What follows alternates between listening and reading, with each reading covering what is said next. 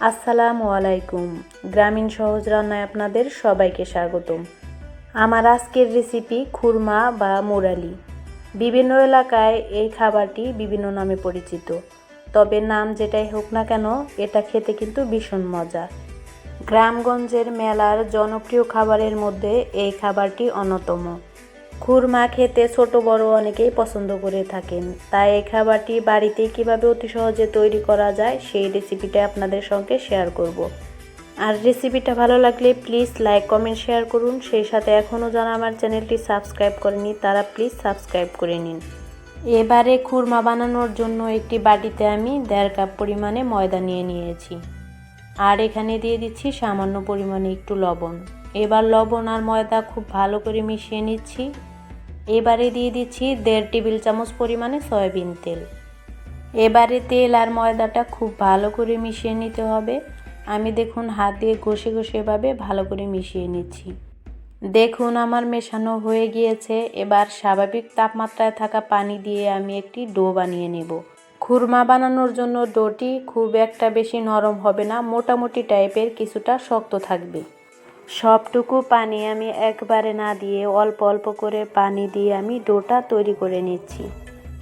এবারে এটিকে ঢাকনা দিয়ে ঢেকে 20 মিনিটের জন্য রেস্টে রেখে দিচ্ছি।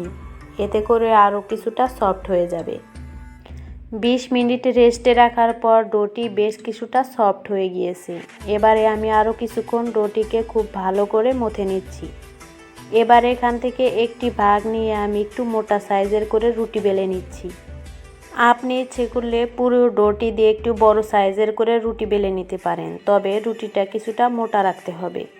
দেখুন আমি এতটুকু পরিমাণে মোটা রেখেছি, প্রায় 1/2 ইঞ্চির মতো। এবারে একটু চাকুর সাহায্যে চারপাশে কেটে আমি 4 কোণার একটা শেপ দিয়ে নিচ্ছি। তারপরে মাঝখানে এভাবে কেটে আপনার পছন্দ মতো সাইজ করে আপনি ছোট ছোট করে এভাবে কেটে নিতে পারেন। সাধারণত মুরালি এই সাইজেরই থাকে, সেজন্য আমি এরকম করে কেটে নিচ্ছি। আপনারা ইচ্ছে করলে ছোট বা বড় করে কেটে নিতে পারেন। সবটুকু ডো দিয়ে আমি একই পদ্ধতিতে এভাবে মুরালি বানিয়ে নিচ্ছি।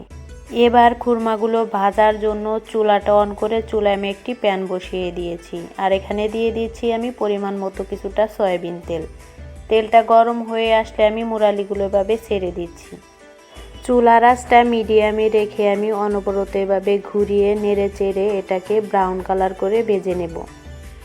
কয়েক মিনিট ভেজে নেওয়ার পর আমার মুরালিগুলো বেশ মচমচে হয়ে গিয়েছে। এখন এটা হালকা ব্রাউন কালার অবস্থায় আছে। ইচ্ছে করলে আপনি এই অবস্থায় তুলে নিতে পারেন, তা না হলে আরেকটু গাঢ় কালার করেও তুলে নিতে পারেন।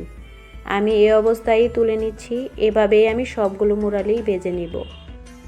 এবার চুলায় আমি আরেকটি প্যান বসিয়ে দিয়েছি, আর এখানে দিয়ে দিচ্ছি আমি 1/2 কাপ আরও 2 টেবিল চামচ পরিমাণে চিনি, আর দিয়ে দিচ্ছি 1/4 কাপ পানি। এবারে চিনি আর পানিটাকে জাল করে আমি একটি আঠালো শিরা তৈরি করব।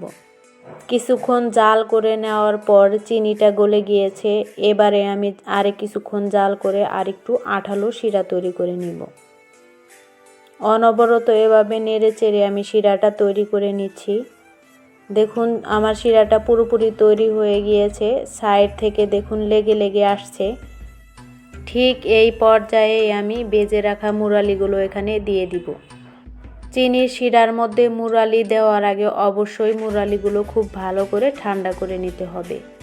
চুলার আঁচটা লোতে রেখে চিনি শিরা এভাবে সবগুলো মুরালির গায়ে বসিয়ে দিচ্ছি। চেষ্টা করবেন খুব ভালো করে নেড়েচেড়ে মিশাতে, তা না হলে কিন্তু একটার গায়ে চিনি লাগবে আর একটার গায়ে লাগবে না। খুব ভালো করে নেড়েচেড়ে মিশিয়ে নেওয়ার পর দেখুন আমার সবগুলো মুরালির গায়ে চিনিটা বসে গিয়েছে। এবারে আমি এটা চুলা থেকে নামিয়ে ঠান্ডা করে নিচ্ছি। দেখুন এই মুরালিগুলো কিন্তু দোকানের মতোই পারফেক্ট মুরালি হয়েছে।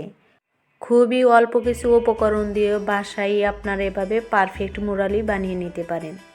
আশা করছি সবার ভালো লেগেছে। সবাইকে ধন্যবাদ জানিয়ে আজকের মতো এখানেই বিদায় নিচ্ছি। আল্লাহ হাফেজ।